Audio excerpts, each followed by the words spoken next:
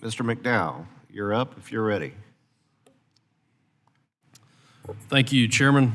The funding mechanism of the Highway Trust Fund was designed to set up a self-replenishing source of funding for infrastructure projects, but for nearly 2 decades, the fund has been sustained through transfers from the general fund of the Treasury. The Congressional Budget Office's most recent projections show that once the current surface transportation bill expires, the Highway Trust Fund will have a $142 billion shortfall over the next 5 years. The funding structure established in the 1950s simply does not work in the 21st century. We have all seen the increasing number of hybrid and fully electric vehicles on the road, especially over the past few years. I'm all for consumer choice, but EV owners have been reaping the benefits of the highway system without contributing their fair share for long enough. Despite making up a growing proportion of cars on the road, EVs avoid paying the user fees that other vehicle owners pay in the form of fuel taxes, all while causing way more wear and tear on road surfaces.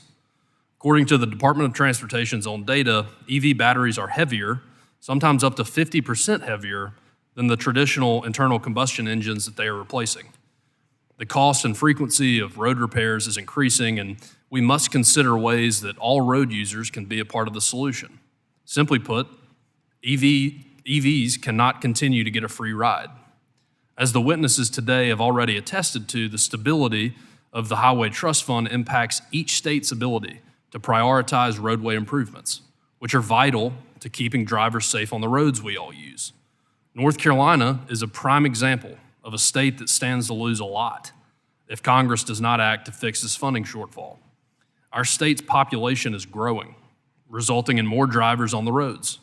This growth, coupled with the increased costs of construction due to inflation brought on by the previous administration, will continue to raise both the cost and frequency of highway repairs. When viewed through this lens, adding hurricane damage into the mix is like throwing lighter fluid on a fire. As a proud congressman from the state of North Carolina, I'm going to ensure that my state has the resources it needs to tackle these safety challenges head on. I want to thank the witnesses for being here to testify today before this subcommittee, and I look forward to the discussion today.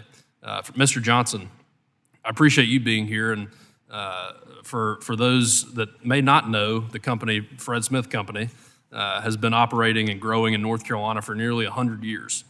Has over 1,200 employees across my home state. There's even a couple of Smiths that live in my district. But today, you're representing the asphalt pavement industry, which has operations in every state across the country. And in fact, the Bureau of Transportation Statistics at DOT estimates that 1/10 of our nation's workforce is directly employed by transportation-related industries. So the value of your perspective and the work that this committee accomplishes has a significant impact on your business plans. With that in mind, does the Highway Trust Fund solvency help with your company's projections regarding what projects you bid on or for a slate of work during a given paving season? Yes, thank you, Congressman.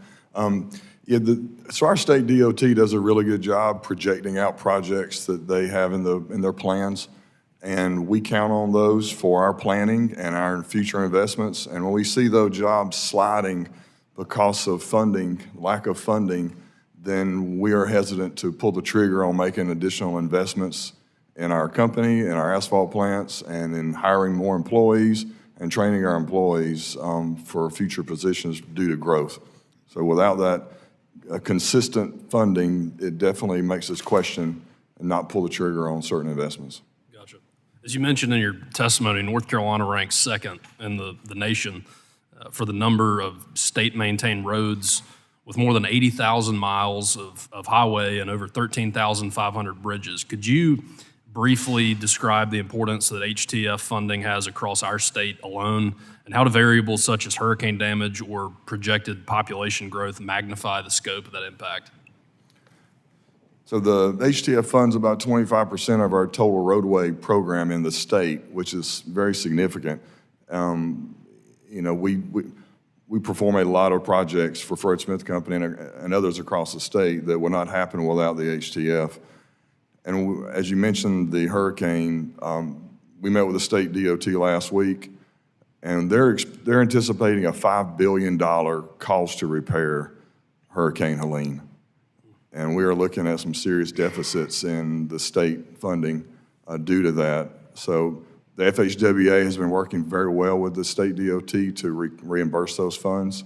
So we appreciate that, but it's a big mountain to climb. Sure thing. Thank you, sir. And Mr. Chairman, I yield back.